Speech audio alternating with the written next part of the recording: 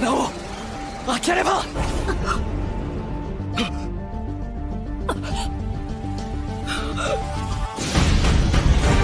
エルディアを救うのは俺だ。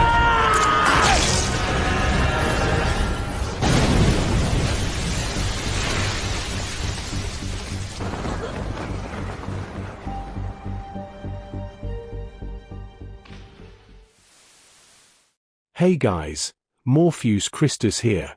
In today's video I will be responding to a critically acclaimed American conservative, Thomas Sowell. For those of you who may be unfamiliar with this individual, Mr. Sowell is an American economist, social theorist, and senior fellow at the Hoover Institution. Born on June 30, 1930, he is well known for his conservative perspectives on economic policies, race relations, education, and culture. Sowell has authored numerous books and columns, often discussing the importance of free market economics, the pitfalls of social welfare programs, and critiques liberal and progressive policies. While he may offer some fascinating takes on race relations and sociology, as a socialist I strongly reject his views on economics amongst many other topics. But without further ado, let's dive into the video. It is not the origins of poverty which need to be explained. What requires explaining are the things that created and sustained higher standards of living. What do you mean by that? Well, there are actually books with titles and subtitles about the origins of poverty. Well, the entire human species began in poverty. So I don't know how we're going to say, what is the origin of this, perhaps in the Garden of Eden or someplace. Poverty but more than that, okay. more than that, you're trying to explain why some countries are poor, rather than trying to explain why other countries are more prosperous. There's no explanation needed for poverty. The species began in poverty. Your claim that humanity began in poverty betrays a fundamental misunderstanding of history and the material conditions of early human societies. To say that the human species began in poverty is to project the conditions of capitalist society, defined by inequality, deprivation, and exploitation, onto a time when such concepts did not yet exist. Poverty, as an economic and social condition, is a construct that emerges only within specific historical and material contexts, not a universal or timeless state of human existence. In the earliest societies, which anthropologists and historians often describe as primitive communism, human beings lived in egalitarian communities. These societies were characterized by communal ownership of resources, shared labor, and the absence of rigid hierarchies. While the material conditions of these societies may not have included abundance in the sense of modern industrial production, neither did they include the deprivation, alienation, and inequality that we associate with poverty in class-based societies. The needs of these early communities were modest and aligned with the resources available to them. Food was gathered, hunted, or cultivated communally. Tools and shelter were produced collectively, and there was no concept of private property in the means of production. In such a context, wealth and poverty as we understand them today were irrelevant. The distribution of resources was governed by social relations rooted in cooperation and reciprocity, not by the exploitation of one class by another. The concept of poverty arises only when there is a surplus of resources that can be privately appropriated and used to establish power over others. This historical development begins with the division of labor, the rise of private property, and the formation of class society. When a ruling class emerges to control the surplus produced by society, poverty is created as its counterpart. The few accumulate wealth, while the many are left in deprivation. To claim that humanity began in poverty is to ignore this historical process. It is to confuse the absence of material abundance with the social condition of poverty. Early humans did not live in a state of poverty because there was no ruling class to appropriate their labor, no private property to dispossess them, and no capitalist system to alienate them from the fruits of their work. They lived in harmony with their environment, producing and consuming in accordance with their needs. Your assertion, Mr. Sowell, serves an ideological purpose: to normalize poverty and inequality as eternal aspects of human existence.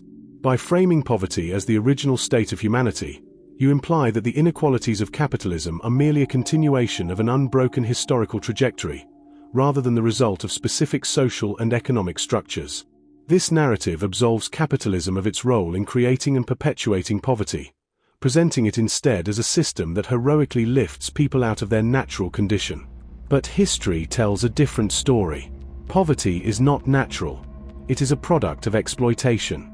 It is not a starting point but a consequence of the social relations that arise when one class dominates another. To frame poverty as humanity's original condition is to obscure the ways in which it has been deliberately constructed and maintained by systems of power. Humanity did not begin in poverty. Humanity began in community. The state of primitive communism, in which resources were shared and labor was cooperative, was not a utopia, but neither was it a state of deprivation. Poverty, as we understand it today, emerged only with the advent of class society, private property, and the exploitation of labor. To understand poverty, we must analyze its historical origins and its role in sustaining systems of domination. We must reject the myth that it is an eternal or natural condition and recognize it for what it is, a social relation born of inequality and exploitation. Here's a quotation from Bernie Sanders, the Vermont senator who nearly won the Democratic presidential nomination. Quote, quoting Bernie Sanders, "While there are some great corporations," this is the question of causation versus blame, "while there are some great corporations trying to do the right thing, in my view, and I say this very seriously, the greed of the billionaire class," the greed, this is not supposed to be funny, I say this very seriously, "the greed of the billionaire class, the greed of Wall Street, is destroying the lives of millions of Americans," close quote. What do we make of that? It's astonishing, but I think even more astonishing is how many people voted for Bernie Sanders at a time where in socialist Venezuela, people are starving. They're breaking into stores in their desperation to get some food. They're crossing the borders into other countries to stave off starvation.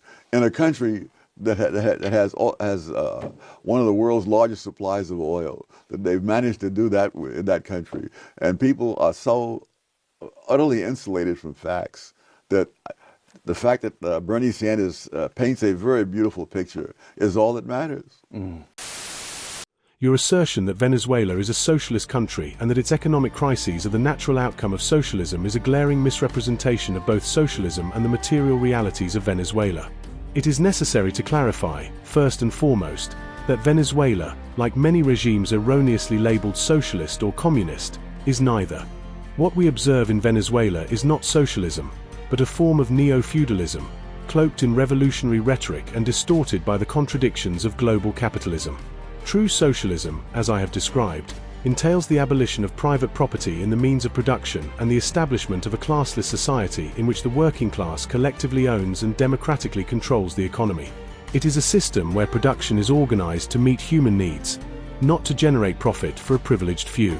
Socialism requires the dismantling of class hierarchies and the withering away of the state as a coercive apparatus. Venezuela, by contrast, retains the fundamental structures of capitalism. The means of production are not collectively owned by the working class. Instead, they are concentrated in the hands of a state bureaucracy and a parasitic ruling class.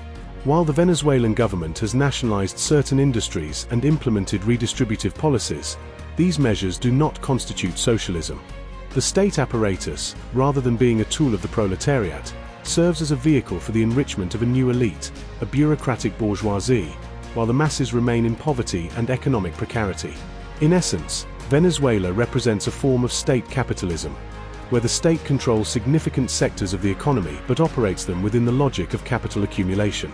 The ruling class uses the rhetoric of socialism to legitimize its power, but its actions betray its true allegiance to the preservation of hierarchical domination and exploitation.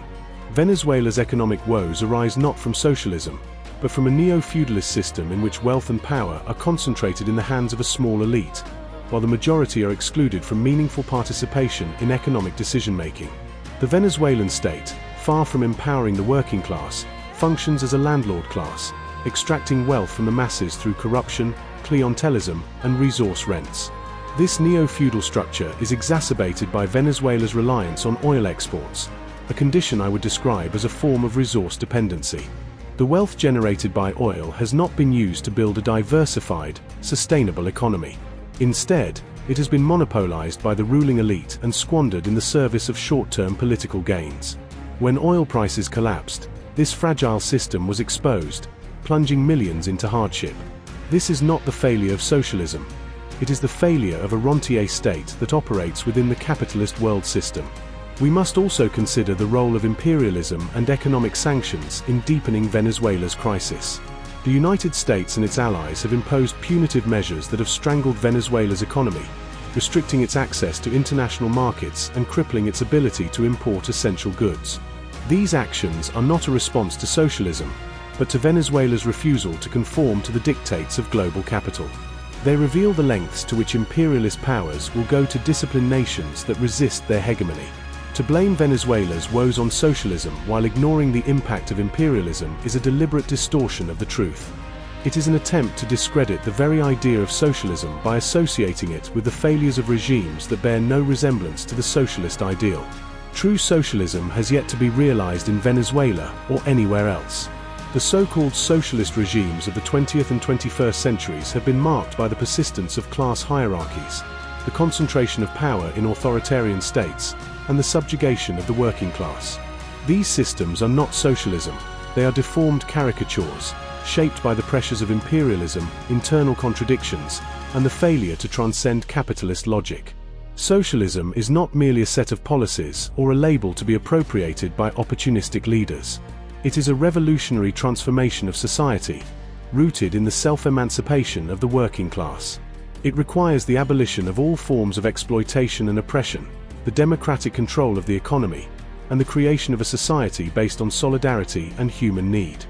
Sowell's critique of Venezuela as a socialist failure rests on a fundamental misunderstanding of both socialism and the realities of Venezuela's political economy. Venezuela's crisis is not the result of socialism. It is the result of neo-feudalism, state capitalism, and the destructive forces of imperialism. To truly evaluate socialism, we must look beyond the distortions of history and the failures of regimes that have falsely claimed its mantle.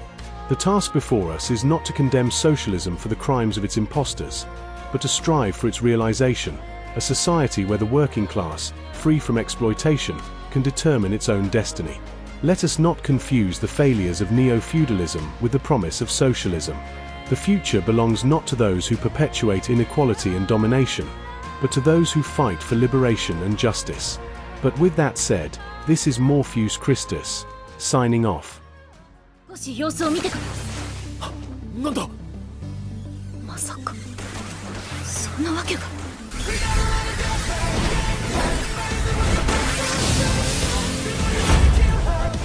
最後に言い残すことはありますか。今だミカさん。